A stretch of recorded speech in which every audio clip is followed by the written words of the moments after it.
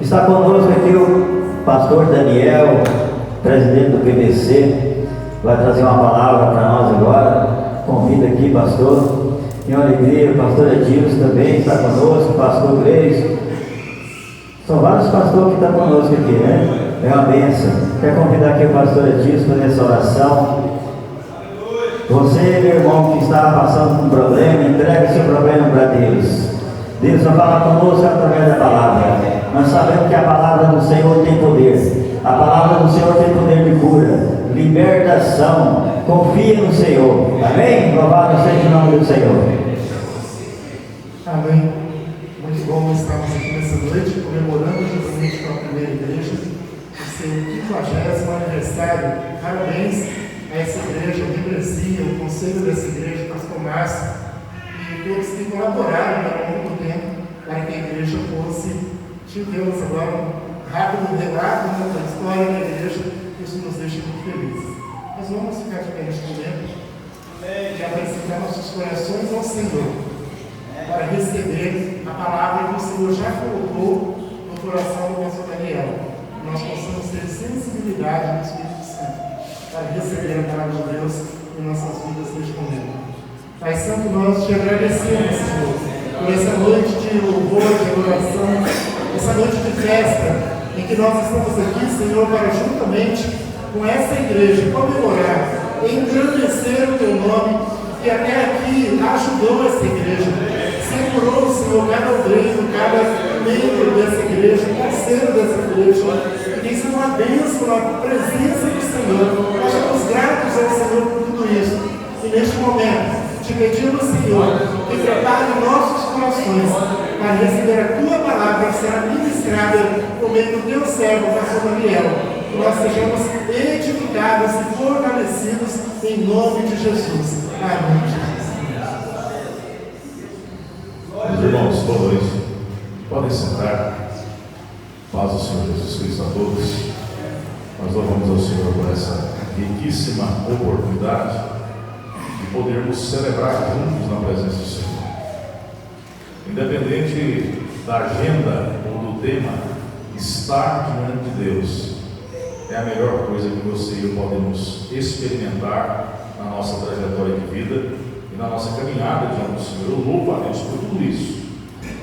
Antes de nós lermos o texto sagrado, para caminharmos juntos na narrativa bíblica, eu gostaria, se me permitem, fazer mais uma oração, apresentando a vida de duas pessoas.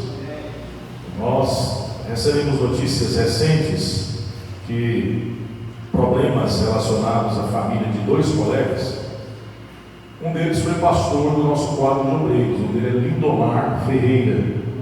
A esposa dele, a irmã Solimar, sofreu essa semana próxima passada um acidente de trânsito aqui na Avenida Brasil Sul, e ela se encontra, pela notícia que eu recebi última, em estado muito sensível no hospital de urgências aqui de Anápolis, né? E a família pediu oração, clama por oração.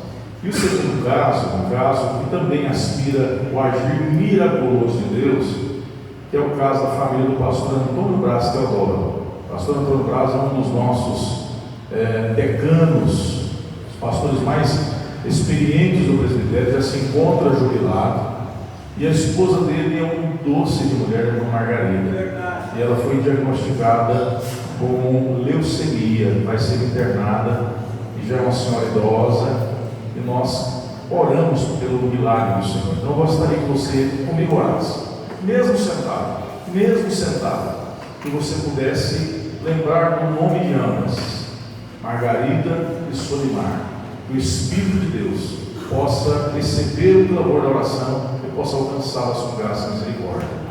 Pai generoso, nós estamos reunidos na tua presença nesse dia, nessa hora, e nós somos pequeninos, mas nós sabemos que o Senhor é o Deus do impossível. Eu quero apresentar a vida dessas mulheres, servas do Senhor, a irmã Solimar, que está no hospital, depois de sofrer um grave acidente automobilístico, e a irmã Margarida, que está com esse problema no sangue.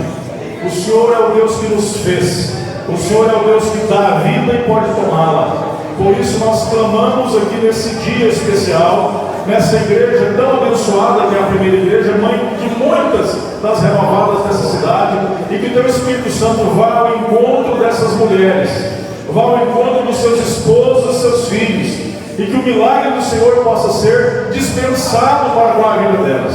Nós oramos, clamando a bênção, e que eles possam ser fortalecidos no Senhor e na força do seu poder. Pai Santo, é a nossa oração em o nome de Jesus, graças a Deus, aleluia.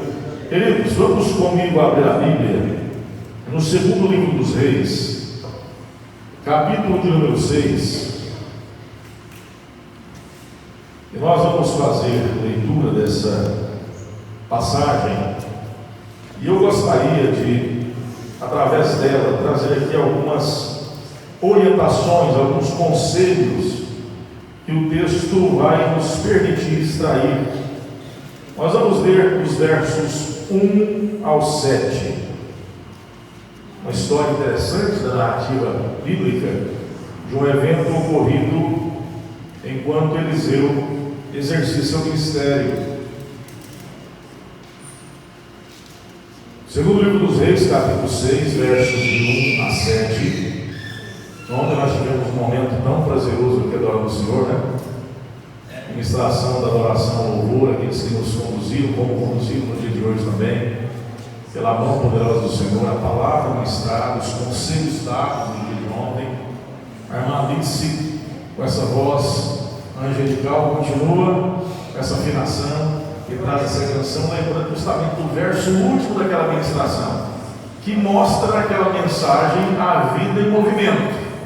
E nós, enquanto igreja do Senhor, estamos celebrando, e quando eu digo nós celebrando, não é pelo fato de não ser o pastor titular da primeira igreja, não é pelo fato de ser o quadro pastoral da primeira igreja, mas nós celebramos. Eu já tive a felicidade de 1997, 1998, estar à frente da congregação do bairro Dourado, que hoje é a 13ª igreja. O Senhor me concedeu pastoreá-la por um ano na gestão do pastor Rebatado. Por isso que eu falei do Maurício. O Maurício era presbítero ativo já há vários anos, servindo ao Senhor como os demais outros do santo. Queridos, é tão bom saber que a gente tem podido envelhecer, melhor, amadurecer na presença do Senhor. Esse negócio de envelhecer não pega bem, mas nós temos amadurecido diante do Eterno. O texto sagrado diz assim, ó, que todos já encontraram, seja na Bíblia física, no seu smartphone. A versão que eu tenho em mãos assim diz: em outra ocasião, os discípulos dos profetas sugeriram a Eliseu: como vês, o lugar em que moramos, perto de ti, tornou-se pequeno demais para nós. Vamos até o Jordão, e ali cada um de nós cortará um tronco a fim de podermos construir ali mesmo um local para reuniões. E Eliseu aqueceu, dizendo: ide. Então um deles o convidou: queiras vir com os teus servos? E ele respondeu: irei. Assim foi com eles. Chegando ao Jordão, puseram-se a derrubar as árvores. Entretanto, quando um deles estava cortando um tronco, o ferro do machado caiu nas águas do rio. E ele imediatamente gritou: ah, meu senhor, este machado fora tomado de empréstimo. Ao que o homem de Deus indagou: onde caiu o machado? Imediatamente outro servo lhe apontou o lugar. Então Eliseu cortou um galho e o jogou na direção indicada, fazendo o ferro do machado subir à tona e flutuar sobre as águas. Então disse ao servo: pega-o. Ele estendeu o braço e tomou o machado nas mãos. Até aqui, não feche sua Bíblia, deixa ela aberta. Nós vamos trabalhar esse texto, mas naturalmente, antes de adentrar nele, eu gostaria de fazer menção a uma abordagem introdutória para esse momento. Quando estava pensando naquilo que poderia compartilhar com os irmãos e orando para que pudesse ter uma direção adequada, o pastor Marcos me indicou o texto, quando falou que era que pregue assim, naturalmente disse que a igreja estava completando o seu 50º aniversário, completando 50 anos de história. E eu fiz um paralelo, pastor Marcos, não um paralelo corretivo. Não é minha intenção dizer que a ideia do termo jubileu poderia ter sido substituído por outro termo, que eu quero usar simplesmente para trazer aqui uma reflexão para nós. Jubileu, queridos, dentro da história antiga do povo de Israel, tem a ver com a ideia de remissão. tem a ver com a ideia de servidão, remissão de servidão e remissão de dívidas. Tem a ver com a ideia de descanso. Então, quando eu olho para a perspectiva do jubileu no contexto escriturístico, nós experimentamos essa perspectiva de que chega um tempo onde a servidão termina, onde as dívidas são perdoadas e a possibilidade de descanso é garantida. Quando nós vamos para os momentos decisivos da inauguração da igreja no Novo Testamento, nós vemos que o povo estava comemorando justamente esse período de jubileu. Eles comemoravam esses 50 dias. Jesus permanece 40 com eles, depois eles estão reunidos, e o Espírito Santo vem poderosamente sobre a igreja, e ali ela começa, ela é inaugurada, e o poder de Deus acontece do jeito que aconteceu, faz o que fez, e nós somos fruto dessa história, desse mover poderoso de Deus. Então, o jubileu, queridos irmãos, aponta para a cruz, porque na cruz do Calvário você e eu vivemos perdão de pecados, fomos libertos da escravidão. Na cruz do Calvário nós obtemos remissão de dívidas e nós temos descanso no Senhor. Mas eu gostaria de usar uma outra possibilidade de comparação para esse momento. Eu não sei se algum casal aqui já completou bodas de ouro. Já completou, irmã Alice? Olha, tem mais gente ali, o Zé Roberto também completou bodas de ouro. Eu tenho certeza que os senhores, né, irmão Herbert, irmão pastor Zé Roberto, olham para as suas companheiras e conseguem louvar o Senhor pela beleza da convivência, da vida compartilhada durante 50 anos juntos. Todo fruto dessa união maravilhosa que o Senhor lhes concedeu. Que saia, chega aos 50 anos de união conjugal. Já passei nos 27. Eu chego lá. Mas, irmãos, bodas de ouro tem a ver com ratificação de aliança, unção e unidade que é festejada, promessas que são renovadas. Quem celebrou as bodas sabe como é celebrar bodas. O casal novamente se posiciona diante do ambiente para receber as bênçãos do Senhor. Novamente a noiva vem toda ornamentada, e ali eles vão trocar novos votos ou ratificar os votos e reafirmar a aliança, e o símbolo é um símbolo novo e trocado. Eu gostaria que você e eu também comemorássemos o jubileu da primeira IPR, lembrando que a primeira IPR não vai descansar nessa terra, porque ela está militando aqui, e ela tem que plantar trabalhos novos. Eu sei que esse conselho ministerial tem sido guiado por Deus para outros trabalhos. A cidade de Anápolis comporta mais 10 IPRs, Deus. E eu creio que pela fé que Deus vai dar graça e unção para todos os obreiros de várias das nossas igrejas, para que nós possamos plantar muitas igrejas para a glória de Cristo Jesus. Amém. Pastor Marcos, vocês são plantadores por excelência. A primeira igreja não está para descansar, ela está para ratificar a aliança. Ela está para poder celebrar a vida do Senhor. E aí, lembrar disso faz com que nós ficamos jubilosos. E aí eu fiz uma conta pequenininha, e eu não vou estendê-la, porque senão nós iríamos gastar muito aqui pensando em números.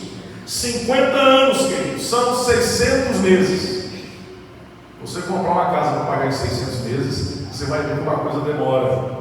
600 meses são 18.250 dias, 438.300 horas. E aí nós poderíamos minutos, segundos, milésimos de segundos, mas o que é mais importante nesse ratificar de aliança das bodas e do jubileu da primeira igreja é que o Senhor da igreja disse para a sua igreja: eis que estarei com vocês todos os dias. O Senhor está nesse lugar, a igreja é dele. Nós somos serventes dele, nós somos instrumentos das mãos do Senhor. Essa casa edificada, essa casa construída, e a irmã Alice traz um histórico muito importante para nós. Antes que o prédio fosse feito, já haviam homens que estavam sendo guiados na visão do Eterno para o plantio dessa obra, e podem ter a memória reativada para lembrar desse momento glorioso. A igreja do Senhor é um organismo vivo. Ainda que nós tenhamos um histórico, o exemplo do templo que Salomão construiu, e eu muito rapidamente irei comentar sobre isso.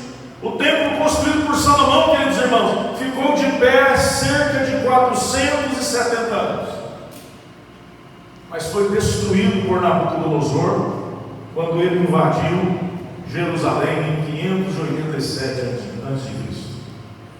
Mais tarde, Zorobabel, que é da linhagem davídica, foi comissionado para a reedificação, e este vai reedificar esse templo. Templo este que vai ser mais uma vez profanado. E um homem chamado Antíoco Epifânio profana o templo, consagra o templo a Zeus, e esse templo vai ficar ali sendo instrumento de adoração pagã durante um bom tempo. Por volta de 16 a.C., Herodes o Grande começa a reedificar esse templo e termina as obras por volta do ano 40, e esse templo foi destruído completamente no ano 70 da era cristã, e ele não foi mais reedificado. O que está construído no lugar do templo é um prédio que dura mais tempo do que todos os templos construídos. A mesquita de Al-Aqsa, ou Al-Aqsa, ela está de pé desde o ano 685 da era cristã. Está lá no local do templo que Salomão havia construído. E aí a gente fica por pensar na questão, senhores e senhoras, por que Deus não permitiu que essa mesquita fosse também derribada e o templo fosse reedificado? É porque o Senhor da igreja, que habita na igreja, naquele tempo, ele deu uma visão para Ezequiel quando do cativeiro. Ezequiel 10. A glória do Senhor foi retirada do templo. O templo ficou vazio. Deus não tabernaculou mais naquele lugar. E nós somos igreja. E nós temos uma grande bênção dada por Deus. Nós fomos feitos tabernáculos do Espírito Santo. O Espírito Santo habita em você, o Espírito Santo habita em nós, e o Espírito Santo nos uniu para que nós possamos impactar o mundo. Então, enquanto igreja, nós precisamos atentar para essas lições, que são lições pontuais e importantes. E agora, voltando para o texto que você e eu lemos, os conselhos que esse texto me permite explorar e abordar com os irmãos essa noite. Estamos comemorando um aniversário muito especial. Não é o aniversário de alguém que já está caquete, desanimado, envelhecido, enrijecido e carcomido pelos anos. Ao contrário, a igreja é muito jovem. A primeira igreja é muito jovem. Se nós formos fazer comparativos de tempos, eu falei do tempo de Salomão, que ficou de pé mais de 400 anos. E nós estamos na presença do Senhor, para que o Senhor possa derramar bênção sobre nós. E aí eu volto para o texto que nós lemos, e é um texto inusitado, porque ele vai contar a história de um dia que os discípulos dos profetas tiveram uma ideia de construírem um lugar maior para eles se reunirem. Era um grupo grande. O local que eles se reuniam era um local que não lhes atendia, era um local apertado. A ideia parte deles, eles vão falar com Eliseu. Eliseu entendeu o que tinha que ser feito, autorizou o feitio, foi chamado para auxiliá-los, ele foi auxiliá-los, e acontece que uma das ferramentas que ali foi utilizada era um machado emprestado. E o ferro do machado cai na água. Quem já trabalhou com machado aqui, toda vez que eu li isso, ele fala: rapaz, como é que ele não cunhou esse machado direito? Um machado bem cunhado, ele não se solta do cabo de forma alguma. Mas o machado se solta e ele grita: ah, meu Senhor, o machado é emprestado. E o milagre que Eliseu faz é um milagre surpreendente. Algum tempo atrás, eu ouvi um pregador dizendo acerca dos milagres de Jesus, aqueles milagres de João. Quando você e eu lemos o Evangelho, nós vamos identificar ali 7 milagres. João, diferente de Mateus, Marcos e Lucas, ele se preocupa em apresentar Jesus como verbo, e ele apenas diz que com 7 milagres ele consegue provar que Jesus é Deus.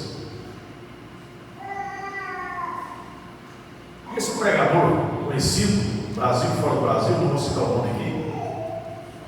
Ele disse que o milagre, primeiro, na narrativa de João 2, o milagre de Caná, foi um milagre inútil, um milagre desnecessário. Porque foi um milagre que atendeu somente um grupo de pessoas que estavam se embriagando e queriam se embriagar mais. Então aquele milagre não serviu para nada. Esse pregador atesta dessa forma. Queridos, mas somente um Deus pode transformar água em vinho. Os cientistas sabem que tem jeito, mas eles não sabem como juntar energia para isso. Para fazer uma gota de água, uma gota de vinho, segundo os estudos, precisa ter energia para fazer uma estrela. E eles não conseguem, um acelerador de partículas, reunir tanta energia no mundo atualmente.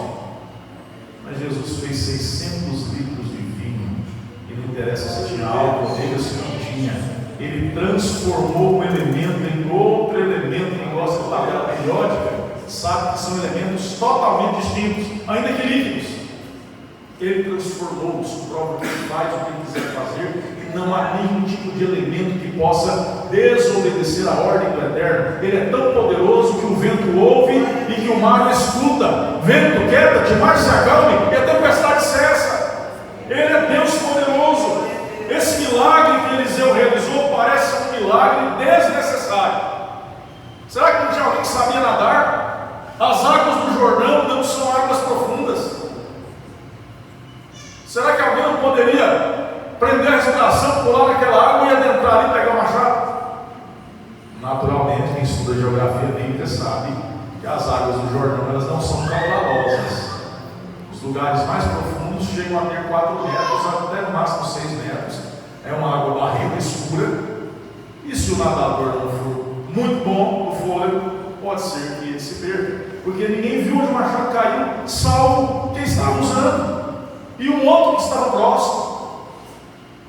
Mas as lições, a primeira das lições que eu gostaria que você guardasse, eu julgo ser muito importante para nós, que estamos celebrando vida em movimento e disposição para servir mais 50 anos. Jesus não voltar até lá.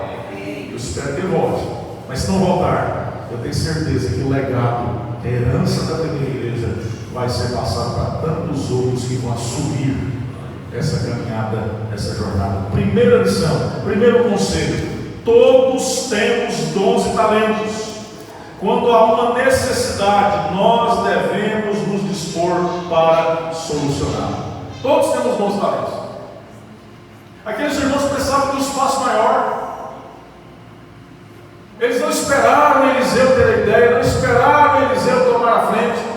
Eles tiveram a ideia e procuraram Eliseu, antes procuraram uns aos outros, reuniram-se no plano do projeto e só foram comunicar a Eliseu, pedir autorização e chamar Eliseu para estar com eles. Todos eles foram trabalhar para preparar aquele ambiente.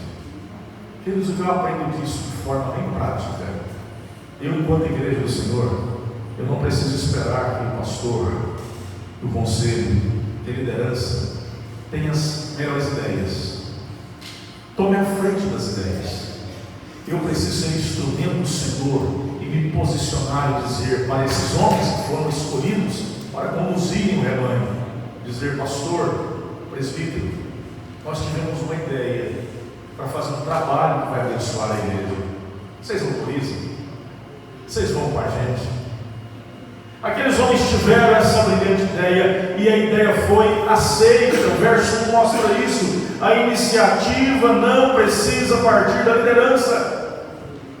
A igreja precisa compreender isso. Os discípulos tiveram uma boa ideia, uma boa visão, traçaram o plano, mostraram disposição para o trabalho. Eles não foram nem displicentes, nem preguiçosos. Partiram para a execução do trabalho. Não precisamos aguardar que a liderança tome frente. Nós podemos trabalhar para a glória de Deus. Cantávamos no passado um cântico congregacional que dizia assim: trabalhai e orai na seara e na vinha do Senhor. Meu desejo é orar, e ocupado quero estar na seara e na vinha do Senhor. É para nós, a obra do Senhor é para mim e para você. O segundo conselho, esse texto me permite apresentar aos irmãos: a união sempre fará ou trará força? Quando unidos estivermos num plano, num propósito.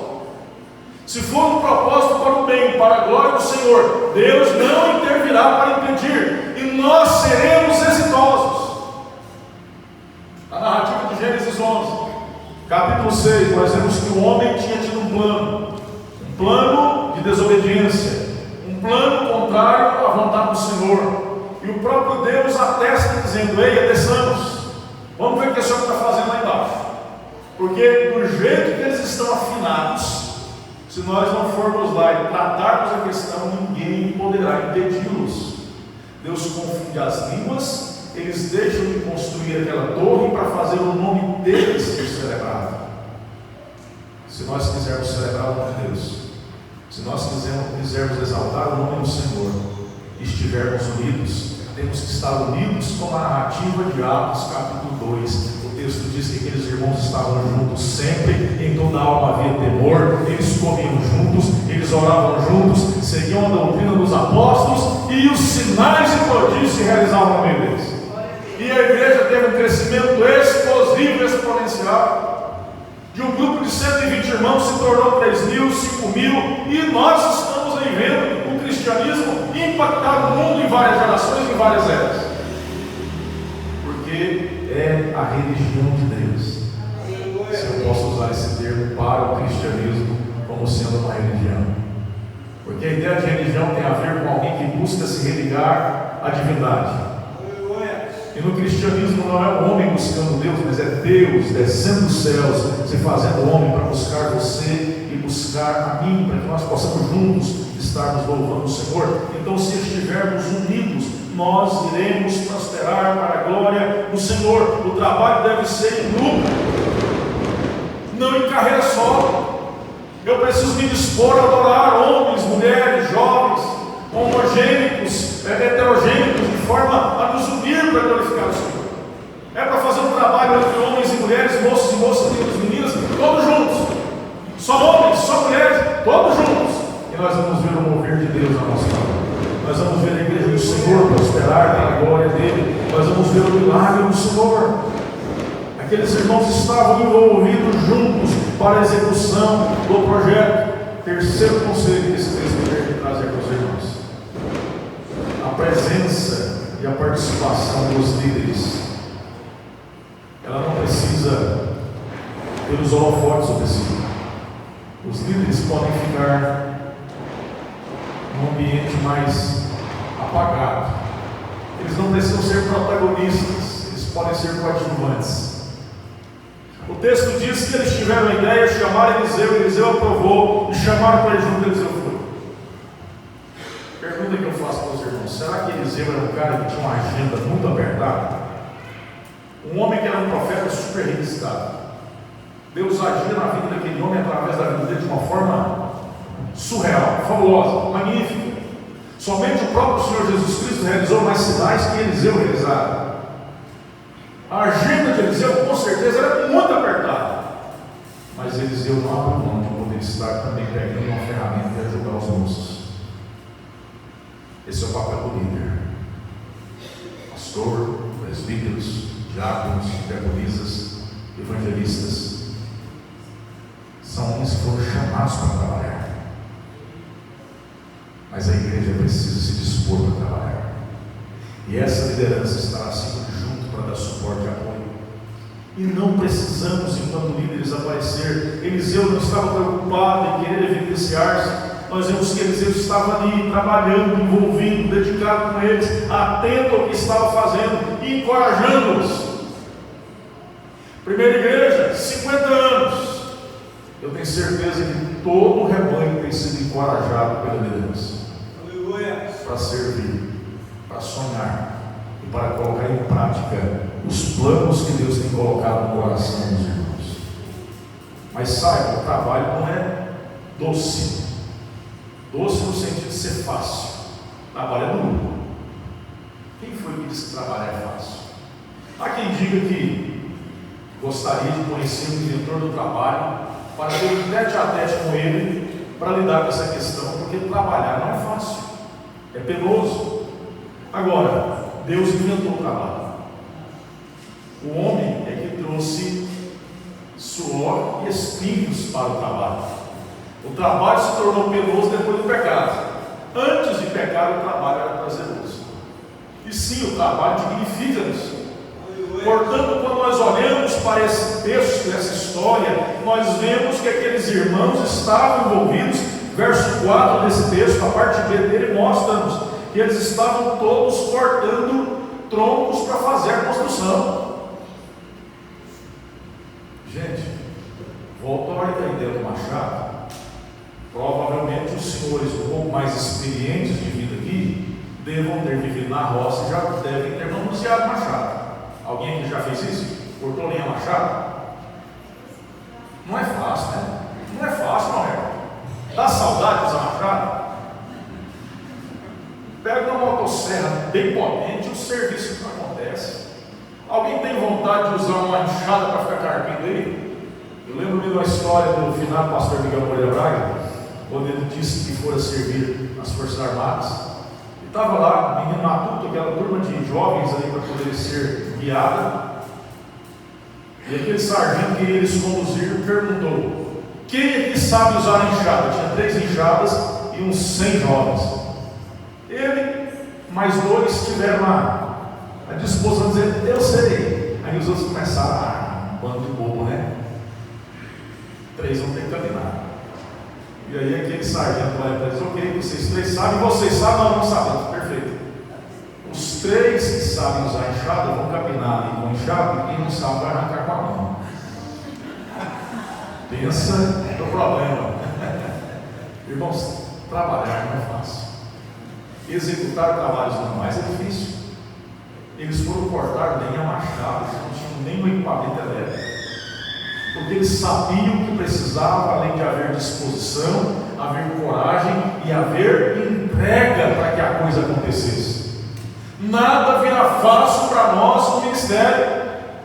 Ainda que tenhamos toda a tecnologia hoje a nosso favor, tenhamos condições de aplicar recursos, nós precisamos entender que demandará de nós trabalho. Thomas Edison já dizia: o sucesso ele é constituído de 10% de inspiração e 90% de transpiração.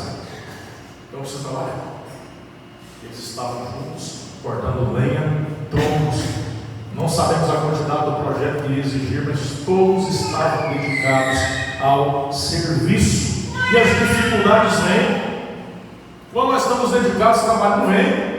Plantio de igreja, plantio de congregações.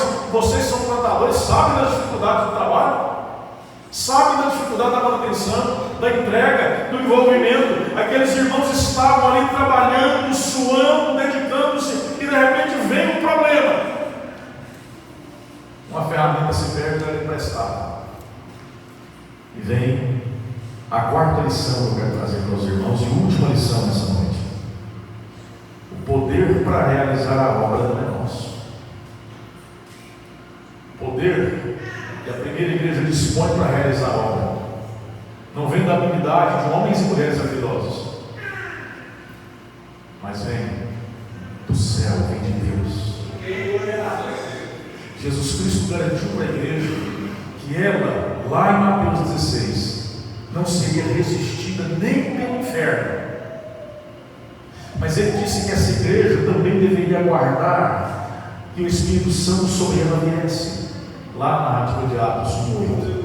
E o texto diz que eles aguardaram, e o Espírito Santo veio, e eles foram capacitados, e eles começaram a testemunhar em todo lugar a Cristo. Nós podemos ser habilidosos, nós podemos ter a garantia de sucesso, mas nós precisamos de poder do alto para sermos vitoriosos e abençoados. E quando eu olho para esse texto, eu vejo claramente, verso 5, aquele machado era poder emprestado, não era deles. E não dá para cortar madeira, bater em madeira, não é madeira. O machado, o ferro caiu. Como é que eu corto madeira só com o carro? Impossível. Todo mundo para o serviço porque se perdeu um único ferro do machado. Porque Deus age miraculosamente fazendo algo que é muito mais denso e pesado que a água flutuar. Porque aquele machado é muito importante, não só porque é emprestado, mas porque a obra não podia parar. Nós recebemos emprestado a unção do Espírito Santo, a capacitação do Espírito Santo, e nós não podemos permitir que o poder seja perdido. Se algum de nós está sentindo um momento de frieza, desmotivação, desânimo, desmorecidos, o Escritor Sagrado diz no Salmo 113 que Deus é aquele Deus que do pó levanta o desvalido, do monturo ergue o necessitado. Nós precisamos buscar o Senhor sempre e constantemente, para que o Espírito Santo continue soprando, continue derramando, continue agindo, porque o poder não é nosso, o poder é de Deus. É impossível cortar árvores usando apenas um pedaço de madeira. Deus vai usar-nos, mas antes Ele vai aprovar-nos. O obreiro aprovado é ferramenta importante nas mãos do Senhor. Um homem e uma mulher que sabem que podem ser usados pelo Senhor precisam ter apenas a disposição de dizer para Deus: Senhor, eis-me aqui. Ah, mas eu já passei da idade. Ah, eu sou muito jovem. Ah, eu não tenho recursos. Ah, eu não tenho tempo. Queridos, disponham-se para servir, disponham-se para adorar. O poder do alto vai ser derramado. Nós precisamos confiar nisso, nós precisamos crer nisso, e nós devemos buscar a Deus, porque Deus é um Deus de milagre. Quando o machado caiu, ninguém gritou para algum colega nadador: fulano, mergulhe, o machado caiu aqui. O socorro foi no nome de Deus. Ele sabia que o homem de Deus poderia trazer uma solução, mas o homem de Deus representava o próprio Deus, e pode fazer coisas poderosas e coisas que, humanamente falando, parecem impossíveis. Deus pode fazer grandes coisas, até machado flutuar. Quais são as coisas que nós esperamos ver Deus fazer nesse lugar? Quais são os projetos que Deus tem colocado no coração desse homem de Deus, pastor Márcio, lá nas madrugadas, quando ele estava na sua? Ele vem e compartilha com os homens que com ele caminham no conselho ministerial. Quais são os planos que às vezes, olhando, eles dizem: Senhor, mas nós não conseguiremos realizar. Falta isso, falta aquilo outro. Queridos, descansem, peguem emprestado a unção do Espírito Santo e construam o lugar que Deus já planejou. Nós podemos ser uma igreja vitoriosa, nós podemos e seremos uma igreja que glorificará o Senhor, completando 50 anos. E eu termino esse momento mais uma vez relembrando as bodas, relembrando o cuidado. Malice veio aqui cantar, me permita, eu sei que tem dólar nos joelhos. Que cuidado desse maridão. Vocês viram que veio aqui, acompanhou a irmã Alice para subir ao altar, foi ali, acompanhou para descer. 50 anos de maridão, nota 1000, né, irmã Alice? Jesus espera que você e eu ratifiquemos a aliança hoje. Primeira igreja, 50 anos de aliança com Jesus. Os fundadores que ainda vivos estão, que viram o plantio, sabem onde a igreja passou e onde ela está hoje. Sabe de tudo isso. Eu gostaria de mais uma vez chamar vocês para ratificarem a aliança. Jesus está nesse lugar. Jesus quer firmar a mesma aliança com você que Ele firmou 50 anos atrás, com aqueles moços que hoje já têm as cabecinhas brancas, como o pastor Giovanni Moinho, o pastor Rebadado também, já ancião. Eram jovens, mas se entregaram ao Senhor. O trabalho prospera. Homens como o pastor José Roberto, um leão, um valente, também plantador, também revitalizador, está aqui hoje para acompanhar o pastor Márcio, para ajudar no serviço. Homens, diga-se de passagem, que me permitam para terminar, e quando eu os conheci lá nos idos de 1996, serviam no presbiterato, lá na segunda igreja, e o Senhor os separou para o ministério, e nós poderíamos gastar muito tempo falando dos frutos advindos do ministério deles. Mas como eu disse, o homem de Deus tem que ser mais coadjuvante. A igreja do Senhor precisa aparecer para se dispor a servir ao Senhor para a glória de Jesus. Amém, queridos? Me permitam orar por cada um muito rapidamente. Põe a mão aqui no seu coração. Já vou devolver a palavra aqui de direito. Generoso Deus, estão aqui homens e mulheres, os quais, melhor do que qualquer um, é o Senhor que os conhece íntima e profundamente. Homens e mulheres que o Senhor alcançou em cada tempo que o Senhor pode fazê-los se lembrar do momento do chamado, do momento do resgate, do momento do selo da unção do Espírito Santo e do momento do serviço nessa casa. Então que o Senhor possa nessa noite, ó Pai, oferecer o ratificar da aliança para com a primeira igreja, para que ela produza fruto e muito fruto, que ela produza 100, 60, 30 por um, e que a glória do Senhor enche essa casa, e que os teus filhos testemunhem os anos de bênção que já viveram e os anos de bênção que viverão na tua presença. Que haja abundante colheita para a glória de Cristo Jesus nesse lugar, através da vida de cada um deles, cada homem, cada mulher, cada moço, moça, menino e menina, cada ancião, que todos frutifiquem para a glória de Cristo Jesus. Aleluia! Nós oramos agradecidos, Pai de amor. Obrigado, Jesus.